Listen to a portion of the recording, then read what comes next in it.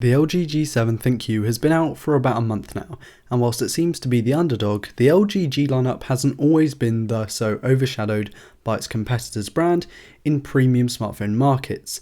Hey guys, my name is Ryan Thomas with Failtech, and this is a new series, The Evolution of, and we're starting with the LG G series, spanning from 2012 all the way up till today. Let's jump all the way back to 2012 now.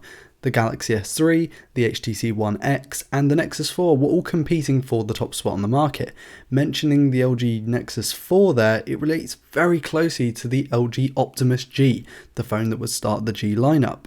It had a comparable 4.7-inch near 720p IPS panel, standard quad-core Snapdragon S4 Pro, and 2GB of RAM. Around this time, 1080p video was the standard with photos and videos, funnily enough, and you don't get a removable battery due to the fact that it's got a sealed back, nor expandable storage for that matter. All the way back in 2012, 4G connectivity and quad-core processors were the main selling points to a phone, with most people complaining about late UK release dates and releases from LG. Next up is the 2013 LG G2, in my opinion one of the best designed LG G flagships ever built. This phone pushed the resolution to 1080p on its display, with a larger 5.2-inch display fitting with the trends of the industry at this point, which was 1080p. The G2 would start the trend of boot loops, unfortunately, which would plague the series for years to come. However, the design is iconic. Snapdragon's premium 800 quad-core system on a chip was used here, with the same 2GB of RAM and no expandable storage. The battery got a huge bump to 3000 mAh, a similar size to today's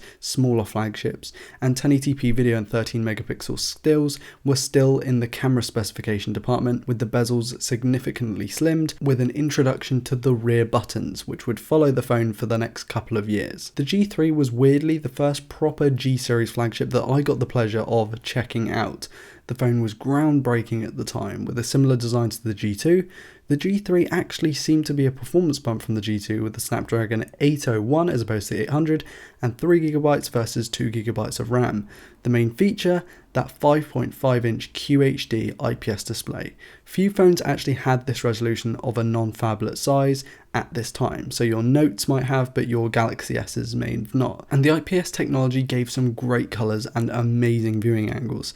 The battery stayed about the same size, but would now be removable, and unfortunately due to that Quad HD display didn't last very long.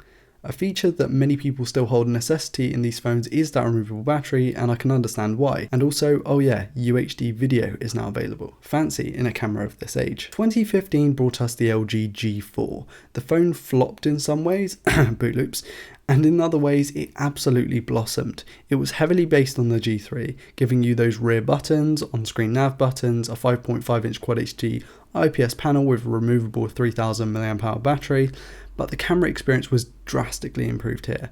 A 16 megapixel sensor with f1.8 glass was impressive, but the laser autofocus was next level.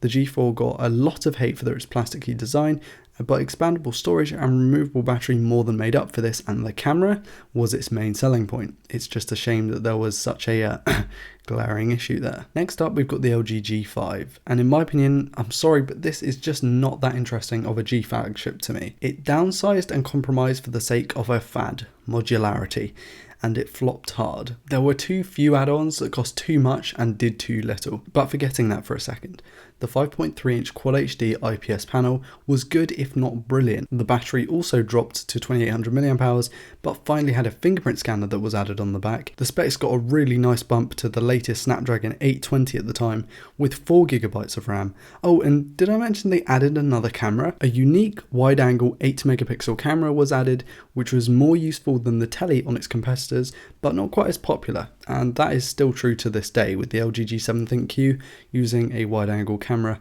but a lot of competitors are using either a depth mapping sensor or a telephoto lens. The LG G6 was a return to fame.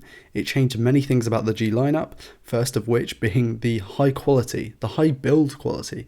It looked and felt wildly different to its predecessors, with a glass and metal design that enabled IP68 water and dust resistance, wireless charging in some markets, and a tall 5.7 inch 18:9 display for the first time. The Quad HD derived IPS display isn't hugely different from the previous phones, but it's still a great display, very vibrant, very punchy, and again was the first time that we'd seen a phone from LG with this minimal design. Performance was a small bump again, 820 to an 821, almost like a TikTok with LG devices, and 4GB of RAM here still.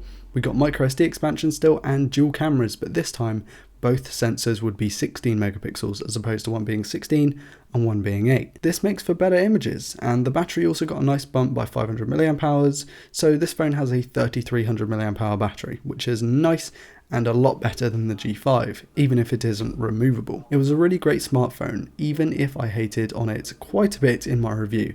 That was mainly because of the AT&T bloat. You guys in the US really do know how to do your bloat, don't you? The G6 was a great phone, and I really liked it. And now we're back to 2018. The stupidly named G7 ThinQ, which pretty much everyone is calling the G7 these days, similarly to the G6, follows pretty much all of the fads: notches, glass backs, vertically aligned cameras, and multiple RAM configurations dependent on storage choice.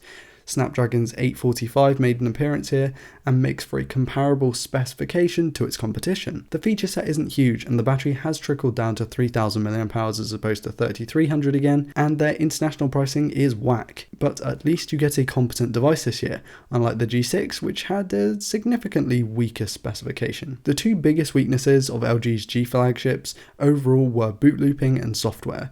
Now it seems to just be the software. And no, I'm not calling my disliking of LG's skin a weakness. Their software updates are just way too slow and infrequent. LG's biggest strengths, however, well, they have the wide-angle secondary lenses, only followed by Motorola, really done well, and I prefer that wide-angle look.